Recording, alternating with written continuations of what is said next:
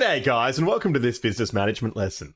In today's lesson, we're looking at key knowledge point 1311. That is Unit 1, Area of Study 3, and the 11th key knowledge point for this area of study. Today specifically, we're looking at special interest groups, such as environmental lobby groups, business associations, and unions. This is the fourth out of 4 key knowledge points from this area of study that deals specifically with factors from the operating environment of business. And I'll remind you at this juncture that the operating environment of business is defined by the direct interactions between the business and these things.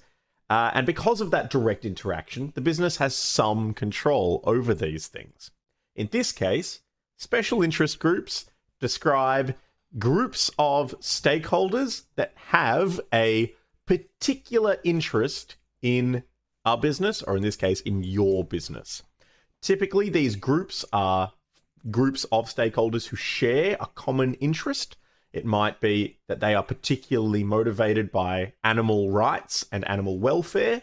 And if your business works with animals, they might take a particular interest in your business to ensure that the animals in your business are being well cared for.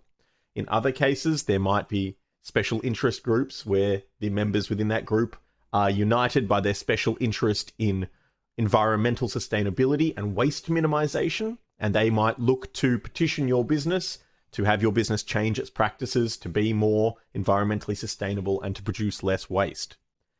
Some cases, instead of directly lobbying your business or applying pressure to your business to change, a special interest group might go straight to the government and try and get legislation changed to force you to start doing things differently or to force you to stop doing things you're doing.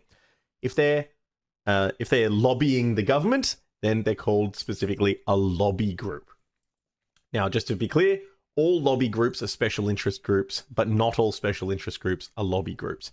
Some special interest groups exist in a purely sort of opt-in manner. A good example of that, well, here, let's move on.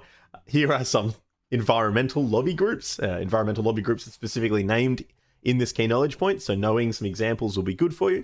But Planet Ark is one of these examples of a business that isn't a special interest group that isn't necessarily a lobby group.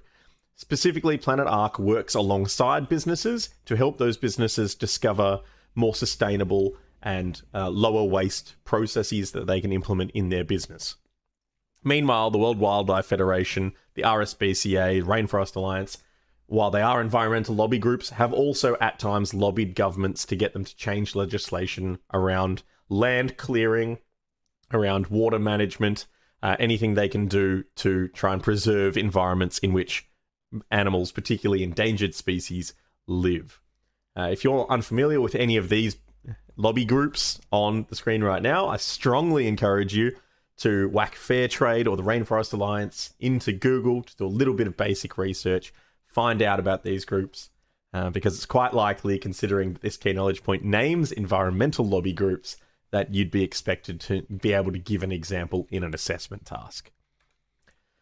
Now, industrial relations, or workplace relations, or employee relations, or employment relations, there are several different names for what we're about to talk about. But generally speaking, industrial relations describe the complex relationships and interactions between employers or managers and employees, from recruitment processes to the allocation and provision of entitlements and conditions, to systems around dismissal. There's a lot going on between an employer and an employee, and in many cases, an employer may be able to make decisions without input or consultation with the employee, and employees might not really have a say. To prevent unscrupulous employers from just taking advantage of employees and taking us back to a time where slavery was the norm, there are lots and lots of laws and lots of legislation around industrial relations. Managers aren't allowed to expect people to work without paying them. That's slavery, and we don't want to see that anymore. Employees aren't allowed to just come and go as they please. If they're contracted for a certain number of hours or for a certain role, they need to be able to demonstrate they're fulfilling those responsibilities in order to earn their salary. Now, because it's such a complicated relationship, there are some special interest groups specifically interested in employee rights or employer rights in the sphere of industrial relations. The first of these special interest groups we're going to talk about is the Fair Work Commission. Now, the Fair Work Commission is the workplace relations or the industrial relations tribunal. They're an independent body. They typically don't take sides between employers and employees. But they sort of exist as the court system, the adjudicator, the judicial system for workplace relations issues.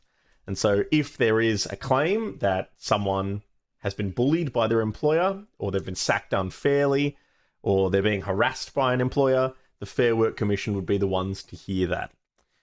If it's time to reevaluate the minimum wage in any industry, the Fair Work Commission will be the ones who decide whether it's time for the minimum wage for that industry to go up or stay the same.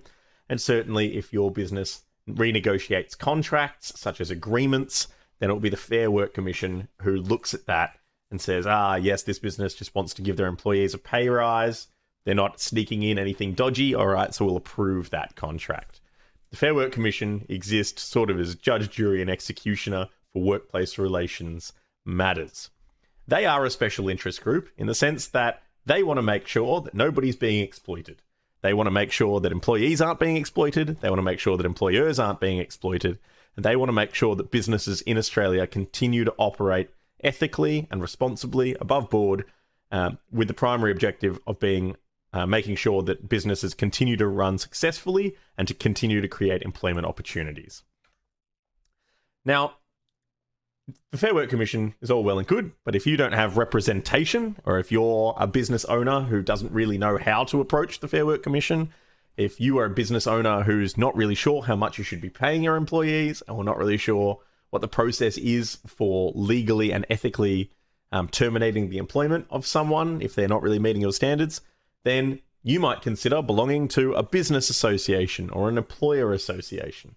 This is a group, typically with payment as a membership fee, that you can apply to and you can join if you are an employer in a particular industry. Typically, there are different business associations for different types of businesses. So you can see I've given you two examples here. One is the Master Builders Association, which you can join if you're a business owner in the building, construction and trades industry. And the other is the ISV, Independent Schools Victoria, which if you're a principal or a board member for a non-government school in Victoria, you might belong to that. And these associations can answer all sorts of questions, can provide training materials to you. If you're an owner in this industry, probably there's a lot of legal responsibilities that you need to be aware of, all sorts of things that you need to manage with regards to your staff, to their conditions, to their entitlements, to their employment contexts. And so this is what a business association can do. And if it comes time to negotiate new agreements and you feel a little bit out of your depth because you're not sure what the going rates are, you're not sure whether you should be looking to increase salaries or something like that, you can apply to the business association to send a representative, someone whose job it is to know all that stuff, to sit next to you during those negotiations to make sure that you're not being exploited as a business owner. Similarly, it would be entirely unhelpful if only business owners had that level of support, and this is where employee unions come in.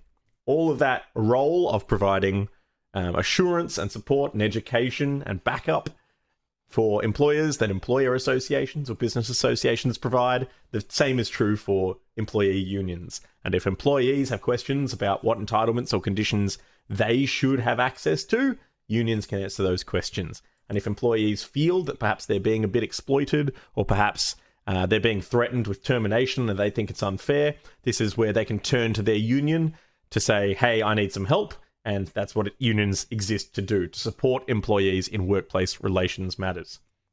The reasons these special interest groups exist is ultimately to prevent exploitation of the people they represent. If we think back through history, there are plenty of examples of workers being exploited. Slavery is a big one. We know that for years and years, in a number of contexts, laborers have been very exploited by their employers, and in other contexts too, perhaps workers who got too much strength, too much negotiating power, have put demands to businesses, which then made those businesses redundant. The business ran out of money, paying too high wages. There are examples of that through business history.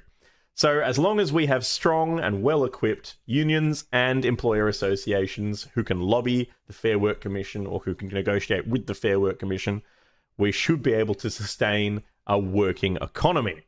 And that's important. Of course, these are special interest groups because employer associations and unions will take a special interest in your business with regards to your workplace relations considerations.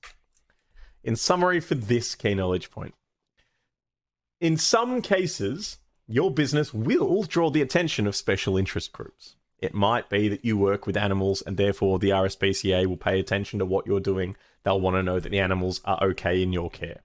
Might be that you generate waste, in which case the Rainforest Alliance might come along and say, hey, you've got some pretty special natural habitat nearby here. We don't want to see any of your rubbish floating down the river in the nearby rainforest. Whatever it is, whatever you do, if you draw the attention of special interest groups, it's because you are doing something that has wandered into the sphere of their influence or their interest.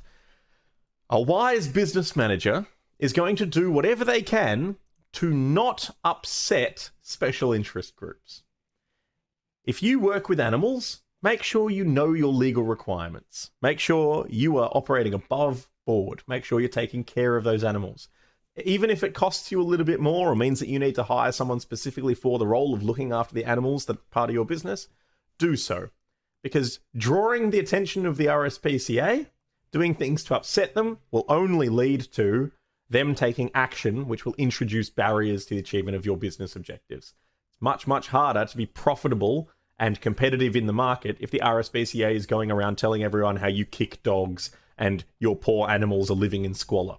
Similarly, if the Rainforest Alliance or Fair Trade come out and release press releases that they've discovered that you're abusing your employees, you're not paying them, you're utilizing slavery in your supply chain or in your own business, it's going to be very, very hard for your business to continue being successful.